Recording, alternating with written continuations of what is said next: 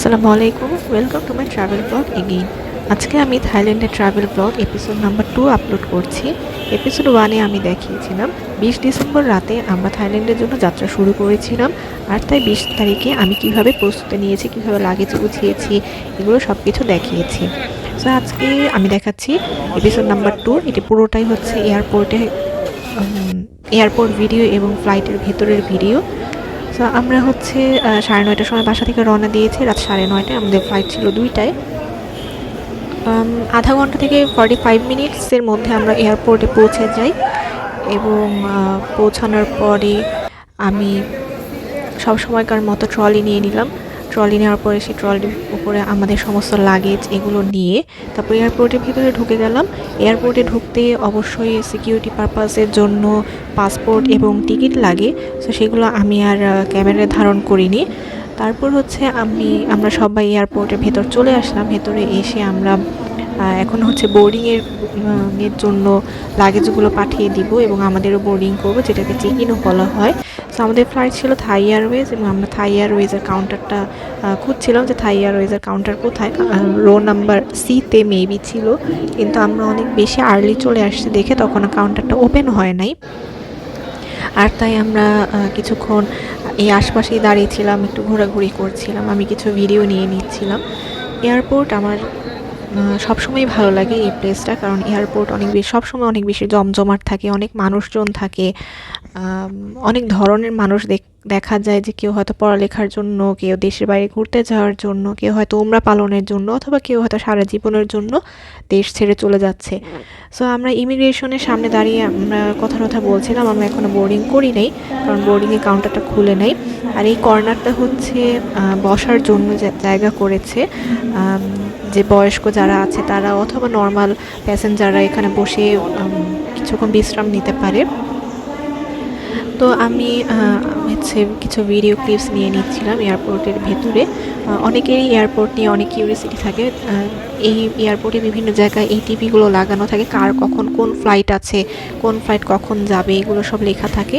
তো থাই এয়ারওয়েজের counter open হয়ে গেল এবং আমরা কাউন্টারে চলে আসলাম। এখানে হচ্ছে এটাকে বোর্ডিং অথবা চেক ইন বলা হয়। অনেকেরই এয়ারপোর্ট নিয়ে অনেক কিউরিয়াসিটি থাকে যে কীভাবে কী করতে হয়। আমি ইনশাল্লাহ এখানে দেখিয়ে দিব যে এয়ারপোর্টে কখন কী করতে হয়। সো চেক ইনের ওই যে দেখলেন যে ইমিগ্রেশন, সামনেই হচ্ছে ইমিগ্রেশন, জাস্ট আমরা বোর্ডিং করে ইমিগ্রেশনটা কমপ্লিট করে ফেলতে হয়। আর এইসব জায়গায় সিকিউরিটি পারপাসের জন্য ক্যামেরা অন রাখা যায় না, তাই আমি এখানে আর কোনো ভিডিও করিনি। তারপর হচ্ছে আমরা লাগেজগুলো পাঠিয়ে দেওয়ার পর যখনই আমরা ইমিগ্রেশনে যাব তখনই হচ্ছে বাবার নাম ধরে ডাকতে থাকে এবং বলে যে একটা স্পেশাল একটা রুমে যেতে, কারণ লাগেজের ভেতর হয়তো কোনো একটা সমস্যা হয়েছে, যেটা ফর দ্য ফার্স্ট টাইম আমরা বাংলাদেশ এয়ারপোর্টে ফেস করলাম। এবং বাবা পুরোটা লাগেজ খুলেছে এবং লাগেজ খুলে কিছুই পাওয়া যায় নাই। আমি এর আগের এপিসোডে বলেছিলাম কিনা আমার ঠিক মনে নেই, কোনো ইলেকট্রনিক্স ডিভাইস লাগেজের ভেতরে রাখা যায় না, সেটা স্ক্যানের সময় প্রবলেম ক্রিয়েট করে এবং এক্স্যাক্টলি এই জিনিসটাই হয়েছে। বাবা হচ্ছে ট্রিমার নিয়েছিল লাগেজের ভেতরে এবং এটা স্ক্যানের টাইমে প্রবলেম করেছে বলেই পুরোটা লাগেজ খুলতে হয়েছে। সো এটা একটা অনেক বড় ধরনের হ্যাসেল। যখন নাম ধরে কল করছিল তখন আমরা লিটারেলি ভয় পেয়ে গিয়েছিলাম, কারণ আমি মনে করছিলাম যদি আমার লাগেজে কোনো ধরনের প্রবলেম হয় তাহলে আমি শেষ, কারণ আমার লাগেজ একদম মানে আমি দেখিয়েছি এপিসোড 1-এ যে আমি কীভাবে একদম ফুললি প্যাকড করেছি লাগেজ। সো সেই লাগেজ যদি খোলে সেটা আমার জন্য আবার তো গোছানো অনেক বড় ধরনের ক্ষতি হয়ে যাবে। সো আলহামদুলিল্লাহ আমাদের কারো লাগেজ হয়নি, বাবার লাগেজটা হয়েছে। এটাও যদি না হতো তারপরে অনেক বেশি ভালো হতো, বা স্টিল সমস্ত কিছুর জন্য শুকর আলহামদুলিল্লাহ। সো এরপরে হচ্ছে লাগেজের সমস্যা সলভ করে আমরা এখানে ইমিগ্রেশনটা মানে পাস করে বসে আছি। ভাইয়ার ইমিগ্রেশনটা তখনও হয়নি, ভাইয়ার আঙ্কেলের ইমিগ্রেশনটা তখনও হয়নি, তাদের অনেক বেশি টাইম লাগছিল। এখানে একটা বড় ধরনের অভিযোগ আমি করব যে এখানে বাংলাদেশের ইমিগ্রেশন অনেক কিছু অফিসার অনেক বেশি প্রবলেম ক্রিয়েট করে without any kind of reason. So এগুলো আমি অবশ্যই বলবো বাংলাদেশ এয়ারপোর্ট কর্তৃপক্ষ এবং বাংলাদেশ সরকারকে এখানে একটু নজর দিতে প্লিজ। এয়ারপোর্টের ব্যবস্থাপনা আরও বেশি ভালো করেন, কারণ এটা একটা দেশে এয়ারপোর্ট আমি বলবো হতে পারে না। এয়ারপোর্ট প্রচণ্ড রকমের নোংরা, একমাত্র বাংলাদেশের এয়ারপোর্টই হচ্ছে অনেক বেশি নোংরা, অনেক বেশি মিসম্যানেজমেন্ট। এবং এখানে হচ্ছে আমাদেরকে এই ইমিগ্রেশনে প্রায় 1 থেকে 1.5 ঘন্টা বসে থাকতে হয়েছে জাস্ট বিকজ অফ ওই দুইজনের জন্য, কারণ ওই দুইজনকে তারা কোনোভাবেই ছাড়ছিল না। এবং ইমিগ্রেশনে এবং কোনো কারণ নাই যে না ছাড়ার, যে একটা কারণ থাকে যে এই প্রবলেম ওই প্রবলেম, কোনো প্রবলেমই ছিল না। এর আগে হচ্ছে আমরা যেহেতু আলহামদুলিল্লাহ থাইল্যান্ড ট্রাভেল করেছি, সো পাসপোর্টে থাইল্যান্ডের ভিসা আছে, সব কিছু থাকার পরেও তারা কেন প্রবলেম করেছে একমাত্র আল্লাহই জানে। সো ইমিগ্রেশনে অনেক প্রবলেম মানে দেখে থাকি সাধারণত, যে সাধারণ মানুষদের অনেক মারামারি, অনেক ঝগড়াঝাটি হয়, ঘন্টার পর ঘন্টা ইমিগ্রেশনে মানে সময় অপচয় হয়ে যায়। সো প্লিজ এগুলা আমি বলবো যে এয়ারপোর্ট ম্যানেজমেন্টটা ঠিক করবেন, প্লিজ ঠিক করবেন এবং এয়ারপোর্টটাকে ক্লিন করেন। কারণ যখনই দেশের বাড়ি থেকে আসি, এয়ারপোর্টে যখন পা দিয়ে মনটা খারাপ হয়ে যায় যে এটা একটা দেশের এয়ারপোর্ট। সো আমরা আসার সব কিছু ফাইনালি আলহামদুলিল্লাহ সব কিছু কমপ্লিট করার পরে, ইমিগ্রেশন সব কিছু কমপ্লিট করার পরে লাউঞ্জের দিকে যাচ্ছিলাম, কারণ আমাদের ফ্লাইট ছাড়তে এখনও অনেকটা টাইম বাকি। আমরা হাতে অনেক সময় নিয়ে এসেছি আলহামদুলিল্লাহ, যেহেতু আমাদের রাস্তায় টাইম লাগে নাই, ইমিগ্রেশনেই টাইমটা লেগেছে। সো ইমিগ্রেশন এগুলো সব কমপ্লিট করে লাউঞ্জে আসলাম। যে আর আমরা তো ডিনার করে আসি নাই, রাত্রে 2টা ফ্লাইট ছিল, 9:30টার সময় বের হয়ে গিয়েছে। সো ডিনার করার তো সুযোগ নাই, এই জন্য আমরা লাউঞ্জে এসে এখন ডিনার করব। সো এই লাউঞ্জটা আমার কাছে অনেক ভালো লাগে। এখানে একদম শুধু খাবার দাওয়ার জন্যই না, এই বলাকা লাউঞ্জে হচ্ছে 2টা জায়গা থাকে। একটা বাইরে যেটা, ওটা মোস্ট প্রবাবলি সিটি ব্যাংকের জন্য, আর ভেতরে যেটা এটা আমেরিকান এক্সপ্রেসের জন্য। তো ওরা আমাদেরকে বললো এখানেই বসতে, তো আমরা এখানেই বসলাম। যেটা বলছিলাম, শুধু খাবার দাবারের জন্যই না, লাউঞ্জে ঘন্টার পর ঘন্টা বসে থাকা যায়। দেন এখানে হচ্ছে ফ্রি ওয়াইফাই আছে, ওয়াইফাই চালানো যায়, মানে নেট চালানো যায়, দেন টিভি দেখা যায়, ঘুমায় থাকা যায়, গোসল করতে মনে চাইলে গোসল করা যায়, মানে সব কিছুই করা যায়। এবং হ্যাঁ, একজনকে অবশ্যই দেখেছি ভিতরের রুমে একজন ঘুমাচ্ছিল।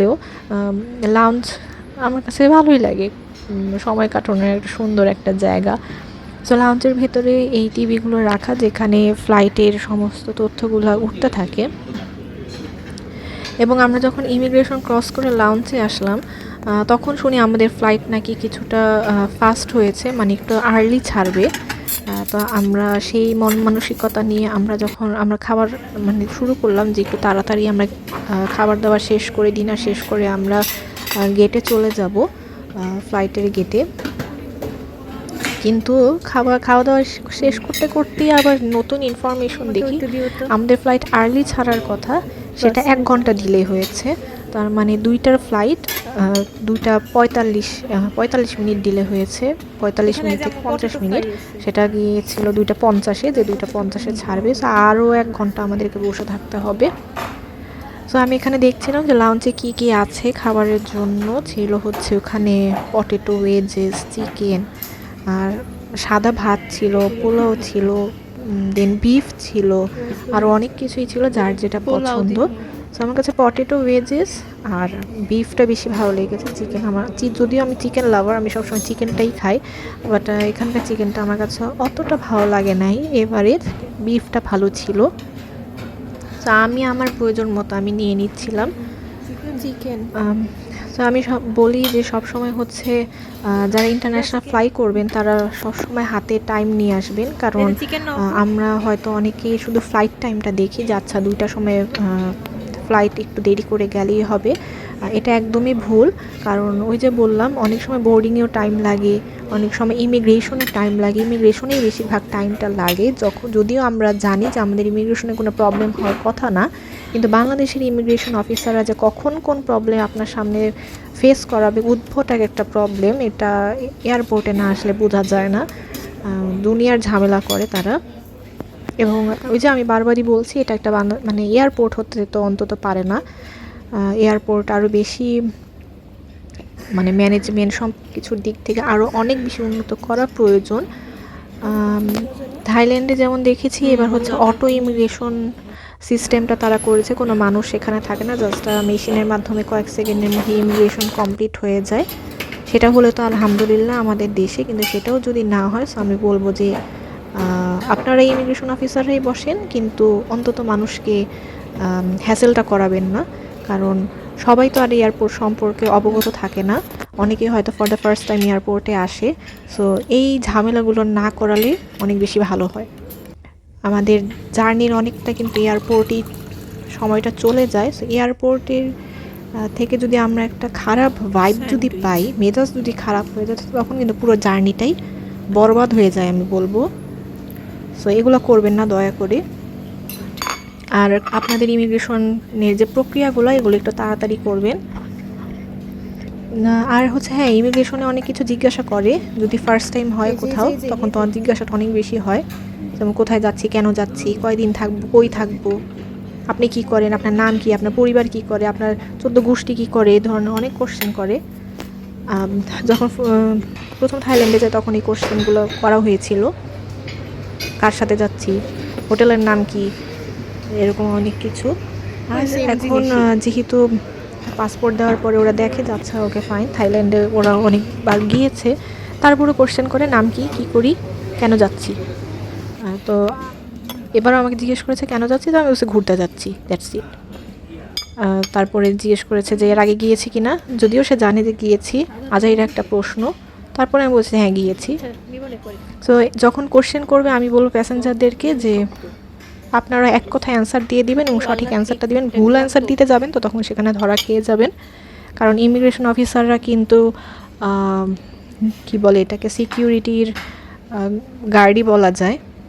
তো তারা কিন্তু আমাদের এই নিরাপত্তার দিকটা পুরোপুরি দেখে যে কে দেশে আসছে, কে দেশ ছেড়ে চলে যাচ্ছে। সো দায়িত্ব যেমন তাদের আছে, আমাদেরও অ্যাজ এ প্যাসেঞ্জার কিন্তু আমাদেরও কিছু দায়িত্ব রয়ে গিয়েছে।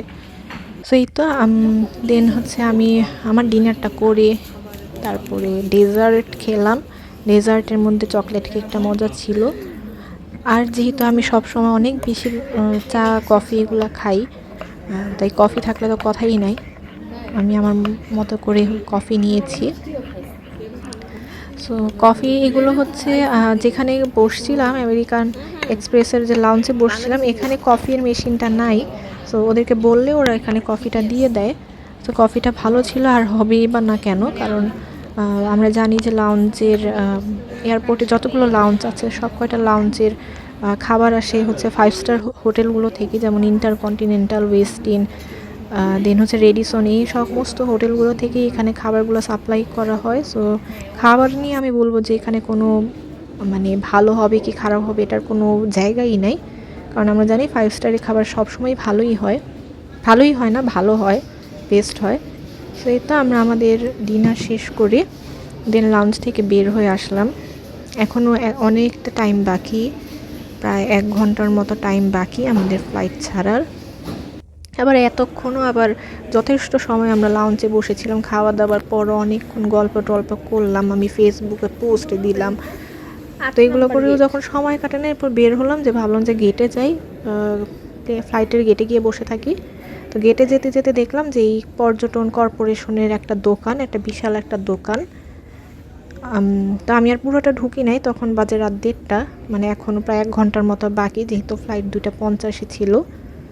এই দোকানটা অনেক কিছু পাওয়া যায়, কিন্তু তুলনামূলক দাম হচ্ছে কয়েকশো গুণ বেশি, কারণ অবভিয়াসলি এটা হচ্ছে এয়ারপোর্টে সব কিছুর দাম অনেক বেশি থাকে। একটা 10 টাকা সিঙ্গারার দাম হয় 1000 টাকা। তাই আমি বলবো যাদের কাছে ব্যাংকের কার্ড আছে তারা লাউঞ্জের থেকেই খাওয়া দাওয়া করাটা বেটার, আর এয়ারপোর্টের ভেতর থেকে খাবার না কেনাটাই হয়তো ভালো, আর দাম অনেক বেশি থাকে। তো এই তো আমরা ফ্লাইটের গেটে চলে যাচ্ছিলাম।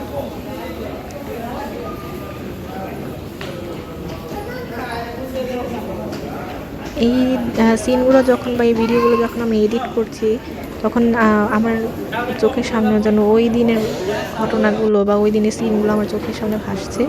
তো গেটে যাওয়ার আগে কিন্তু একটা চেক হয়, বোর্ডিং পাস এগুলো দেখাতে হয়। এরপরে হচ্ছে একদম ব্যাগ, জুতা, এগুলো সব কিছু চেক হয়। সব কিছু খুলতে, মানে ব্যাগ খুলতে হয় না, জাস্ট একটা ট্রের মধ্যে ব্যাগ, জুতা, দেন ছেলেরা যে জ্যাকেট পরে সেই জ্যাকেট, মেয়েরাও যদি জ্যাকেট পরে থাকে সেই জ্যাকেট খুলতে হয়। তারপরে হচ্ছে স্মার্ট ওয়াচ, এগুলো খুলতে হয়। আর ব্যাগের মধ্যে যদি ল্যাপটপ, ফোন এগুলো থাকে, এগুলো বের করে রাখতে হয়। সো এই সমস্ত চেক করে তারপরে গেটে ঢুকতে হয়। সো আমরা এই সমস্ত ফর্মালিটি পার করে ফাইনালি আমরা গেটে আসলাম। আর এটা হচ্ছে আমাদের ফ্লাইট হচ্ছে আমরা এখানে বসে থেকেই আমি দেখলাম যে আমাদের ফ্লাইটটা মাত্র নামলো, মানে থাইল্যান্ড থেকে এই ফ্লাইটটা মাত্রই আসছে এবং আমি খুবই অবাক হয়েছি যে এক ফ্লাইট আসার 1 ঘন্টা পর আবার ফ্লাই করে, এটা আমি জানতাম না সত্যি। কারণ আমি জানি যে আজকে যদি কোনো একটা ফ্লাইট ল্যান্ড করে সেটা হয়তো বা আগামীকাল টেক অফ করবে, কিন্তু না, আমি ভুল ছিলাম। আমাদের ফ্লাইট হচ্ছে 1 ঘন্টা আগেই বাংলাদেশে ল্যান্ড করার পরে আবার 1 ঘন্টা পরে আবার থাইল্যান্ডের উদ্দেশ্যে যাত্রা শুরু করে। সো এটা দেখে আমি খুব অবাকই হলাম এবং এই জায়গাটা বসে থাকতে আমার খুব ভালোই লাগে। একটার পর একটা ফ্লাইট আসছে, মানে ল্যান্ড করছে, আরেকটা টেক অফ করছে। ওই যে পাশে যেটা দেখতে পাচ্ছেন মালয়েশিয়ান এয়ারলাইন্স, ওইটা হচ্ছে টেক অফের জন্য রানওয়েতে যাচ্ছে। সো এই দৃশ্যগুলো ভালোই লাগে দেখতে। এই যে আমাদের লাগেজ কিন্তু সব উঠে যাচ্ছে। আমাদের গেট নাম্বার 8, গেট নাম্বার 8-এ এরকম একটা গেট নাম্বার থাকে। সো আমাদের গেট নাম্বার ছিল 8, যেখানে আমাদের ফ্লাইট দাঁড়ানো এবং দেখতে পাচ্ছেন সবার লাগেজ কিন্তু ওঠানো হচ্ছে।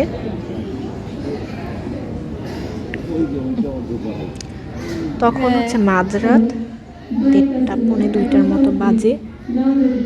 তো আমি বসে বসে এগুলো দেখছিলাম, ভিডিও করছিলাম। তারপরে ফাইনালি অনেকক্ষণ, আর এত তো সব ভিডিও করা যায় না, ভিডিও অনেক বেশি লম্বা হয়ে যায়। তারপর আজকের ভিডিওটা বোধহয় আধা ঘন্টার মতো, আশা করি বোর লাগবে না আপনাদের। তো এরপরে ফাইনালি সিট অনুযায়ী কল করা শুরু করে এবং যে জিনিসটা আমি এয়ারপোর্টে প্রায় সময় দেখি, যে সিট নাম্বার কল করতে থাকে শুধু ওই সিটই না, যত যাত্রী থাকে, যত প্যাসেঞ্জার থাকে, সবাই যে গেটের সামনে গিয়ে দাঁড়িয়ে থাকে, এটা করবেন না। সবার যাওয়ার দরকার নেই। যখন যে সিট নাম্বার ডাকবে শুধু ওই সিটের মানুষরাই গেলে এটা একটা ম্যানেজমেন্টের খুব সুন্দর হয় এবং সব সময় দেখি যে সবাই একসাথে উঠে গিয়ে দাঁড়ায় থাকে। এতে করে এয়ারপোর্টে যে কর্তৃপক্ষগুলো থাকে তারা কিন্তু বেশ বিরক্তই হয় এবং অনেক সময় তারা তাদের রাগটা প্রকাশ করে ফেলে। সো এগুলো আসলে অনেক খুব বাজে জিনিস হয়, এগুলো মাথায় রাখবেন সব প্যাসেঞ্জাররা। যখন যে সিট নাম্বার কল করবে ওই সিট নাম্বার অনুযায়ী যাবেন। তো আমরা এরপরে প্লেনের জন্য যাচ্ছি, যে টানেলটার ভেতর দিয়ে যাচ্ছি, এই টানেলটাই কিন্তু যখন ফ্লাইট আসে এই টানেলটাই যোগ হয়ে যায়, মানে অটো হচ্ছে কম্পিউটারাইজড, এটা বড় হয়ে ফ্লাইটের সাথে লেগে যায়।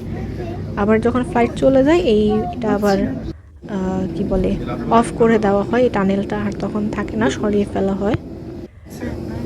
তো দাঁড়িয়েছিলাম কারণ অনেক মানুষ যাচ্ছে এবং এর মধ্যে একটা বাচ্চা অনবরত কেঁদে যাচ্ছে। বাচ্চাটার দাবি হচ্ছে সে নিজের লাগেজ টানবে, মানে আমাদের যে হ্যান্ড লাগেজগুলো থাকে, ব্যাপারটা আমার কাছে এত কিউট এবং হাস্যকর লেগেছে। তো সে একে তো লাগেজটা টানতে পারবে না, কিন্তু তাকে কেন টানতে দেওয়া হচ্ছে না এই জন্য তার কান্নাকাটি। ওই যে এয়ারপোর্টে সিকিউরিটি গার্ড যে সেও বাচ্চাটার সাথে একটু মজা করছিল। তো ফ্লাইটের গেটে চলে আসলাম। এখন আলহামদুলিল্লাহ ফিয়ামানিল্লাহ ফ্লাইটে উঠবো। তো ফ্লাইটে ওঠার টাইমে আমি সবসময় যত ধরনের সূরা জানি, আয়াতুল কুরসি, সূরা ফাতিহা, 3 কুল, এগুলো সব কিছু পড়ে দুরূদ শরীফ সব কিছু করে ফ্লাইটে উঠি। কারণ আমার কাছে লাগে যে মানে ফ্লাইট সব জানি ভয়েরই, বা স্টিল ফ্লাইটটা আমার একটু আগে অনেক বেশি ভয় লাগতো, তারপরে এখন আলহামদুলিল্লাহ ভয়টা সেরকম না লাগলেও একটু তো লাগে শুরুর দিকে মানে ওঠার সময়। তো ফ্লাইটে যখন উঠি তখন আমাদের বোর্ডিং পাস দেখে কেবিন ক্রুরা আমাদের সিটটা দেখিয়ে দেয় যে কোন দিকে। আমরা আমাদের সিট অনুযায়ী এসে আমার যে হ্যান্ড লাগেজ ছিল সেগুলো ডেকে রেখে, যে ডেস্কটা থাকে উপরে কেবিনেটটা, সেখানে রেখে দেন আমি আবার আমার ক্যামেরাটা অন করলাম। এখানে হচ্ছে সেফটি সিকিউরিটিগুলো দেখাচ্ছিল যে ইমার্জেন্সি গেট, দেন হচ্ছে অক্সিজেন মাস্ক নামলে কিভাবে অক্সিজেন নিতে হবে, হ্যান ত্যান, এগুলো দেখতে আমার প্রচণ্ড রকমের ভয় লাগে না, এরকম যেন কখনো না হয়। আমি অনেকক্ষণ পরে ফ্লাইট টেক অফের অনেকক্ষণ পরে, প্রায় আধা থেকে পৌনে 1 ঘন্টা পরে খাবার সার্ভ করতে আসে। আর অন্ধকার দেখতে পাচ্ছেন কারণ ফ্লাইট তখন আকাশে এবং লাইট অনেকটা কমই দেওয়া হয়। ওকে, থ্যাংক ইউ। তো আমাদেরকে খাবার দিল, অপশন ছিল সি ফুড এবং চিকেন। তো আমি তো সি ফুড খাবো না, চিকেন নিয়েছিলাম। যেহেতু ফ্লাইট ছিল থাই এয়ারওয়েজ, তো খাবারও ছিল থাইল্যান্ডেরই খাবারই, থাইল্যান্ডের মানুষ যা খায় সেটাই ছিল। সো যাদের থাই খাবার খেয়ে, আর দেখতেই পাচ্ছেন হালাল লেখা, সো ফ্লাইটের খাবার হালাল কি হারাম এটা নিয়ে কনফিউজ হওয়ার কোনো কারণই নেই। তারপর এখানে দিয়েছিল হচ্ছে পাস্তা, একটা ডেজার্ট আইটেম সবসময়ই থাকে। তো আমি আমারটা খুলে দেখছিলাম যে সাথে কি দেওয়া, এবং সবসময় একটা বান, রুটি, বাটার এগুলো দেওয়া হয়। যেটা বলছিলাম যে যাদের থাই খাবার খেয়ে অভ্যস্ত তাদের কাছে খাবারটা ভালো লাগবে, কিন্তু যেহেতু আমি থাই খাবারে অভ্যস্ত না, থাই খাবারটা আমার কাছে ভালো লাগে না, অথেন্টিক থাই খাবার যেটা সেটা ভালো লাগে না, তাই আমি আসলে খাইনি।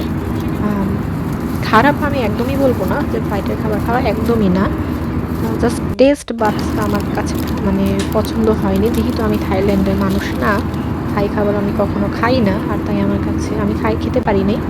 আর দ্বিতীয়ত হচ্ছে আমি লাউঞ্জ থেকে অনেক বেশি খাবার খেয়ে আসছিলাম, তো এই খাবারটা খাওয়ার কোনো জায়গা আমার মধ্যে ছিল না। তারপরেও আমি ডেজার্টটা টেস্ট করছিলাম, মানে মেন আইটেমটা একটু টেস্ট করার পরে যখন দেখলাম যে এটা আসলে আমার জন্য না, তারপরে আমি ডেজার্টটা খেয়েছিলাম। যাদের থাইল্যান্ডের খাবার পছন্দ, থাই খাবার পছন্দ, তাদের আশা করি ভালো লাগবে। এবং তখন নিতান্তই ফ্লাইটের লাইট অনেক কমানো ছিল বিধায় আমার ক্যামেরা অন্ধকার আসছে, আর আমি হচ্ছে ফ্ল্যাশ অন করি নাই, কারণ ফ্ল্যাশে ছবি বা ভিডিও খুব একটা ভালো আসে না।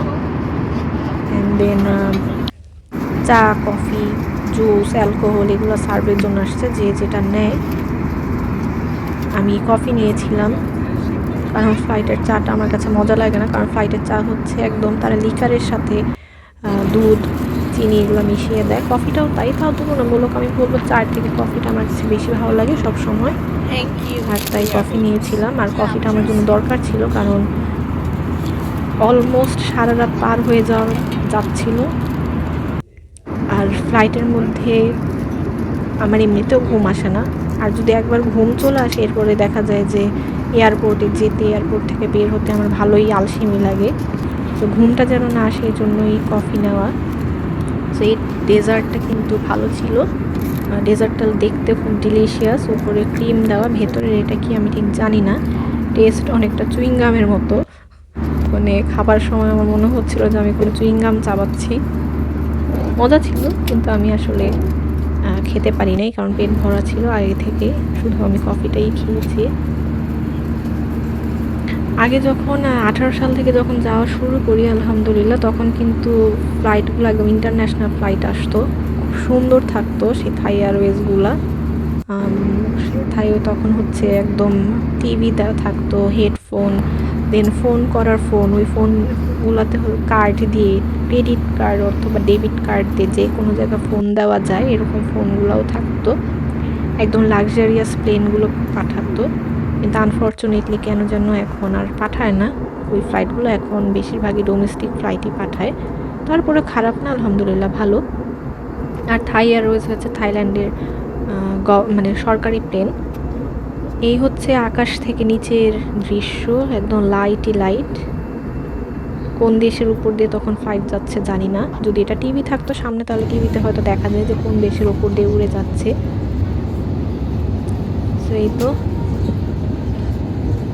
তাকিয়ে তাকিয়ে দেখছিলাম কেবিন ক্রুরা কি করে।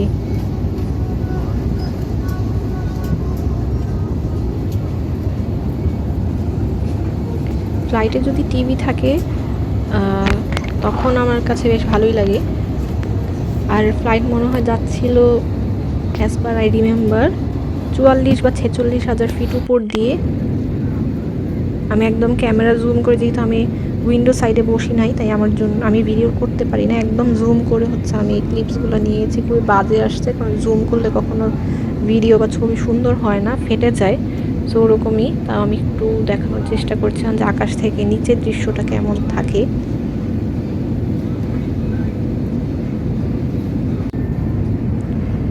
খাবার দাবার শেষ, এরপরে ফ্লাইটের পুরোটা লাইট মানে বন্ধ করে দিয়ে একদম ঘুটঘুটা অন্ধকার করে দিয়েছে। ঘুটঘুটে অন্ধকারের মাঝে একটাই সুবিধা হয়েছে যে আমি দৃশ্যগুলো দেখতে পাচ্ছিলাম, যে বাইরের নিচের যে লাইটের শহর সেটা আমি দেখতে পাচ্ছিলাম। আই গেস ফ্লাইট তখন চলে আসছে ব্যাংককে, যেহেতু নিচে নেমে আসছে তো সো ফ্লাইট চলে আসছে ব্যাংককে। ব্যাংকক আসছে, ঢাকা টু ব্যাংকক 2 ঘন্টা লাগে। সো হ্যাঁ, এটা ব্যাংককই। এই যে ফ্লাইট হয়তো ল্যান্ড করছে একদম 44,000 ফিট উপর থেকে নামতে নামতে ফ্লাইট ল্যান্ড করবে। আর ভূপৃষ্ঠ থেকে 44,000 ফিট উপরে মানে কিন্তু একদম বরফ থাকে তখন সেখানে, একদম মাইনাস টেম্পারেচারটা মাইনাস থাকে। কিন্তু যে আসলে ফ্লাইটটা বানিয়েছে, মানে ফ্লাইটের কনসেপ্ট যে বানিয়েছে তাকে সেলিউট, যে এই আইডিয়া তার মাথায় কোত্থেকে আসছে আল্লাহ জানে, যে এত এত মানুষ, এতগুলো লাগেজ, কয়েকশো মানুষ, কয়েকশো লাগেজ নিয়ে একটা ফ্লাইট উড়ে আকাশে, এবং সেখানে টেম্পারেচার একদম পারফেক্ট টেম্পারেচার থাকে, কোনো ঠান্ডাও লাগে না। মানে কীভাবে সম্ভব এটা আমি এখনও আসলে জানি না, যেটা কিভাবে সম্ভব হলো। সো এই তো, আর ফ্লাইট, এই যে ফ্লাইট ল্যান্ড করছে, তারপরেও ফ্লাইটের একদম সব লাইট অফ করা, কারণ ল্যান্ডের পর একদম থেমে যাওয়ার পর ফ্লাইটের গেট না খোলা পর্যন্ত হচ্ছে লাইট অন করে না।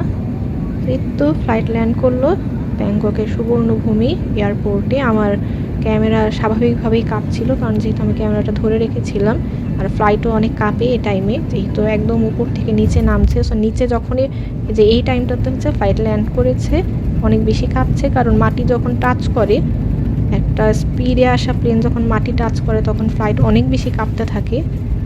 আর যারা ফ্লাই করবেন অবশ্যই সিট বেল্ট বাঁধবেন, পাকনামি করে যে সিট বেল্ট খুলে রাখবেন এগুলো করবেন না কখনোই, কারণ এতে বিপদটা আপনারই হতে পারে।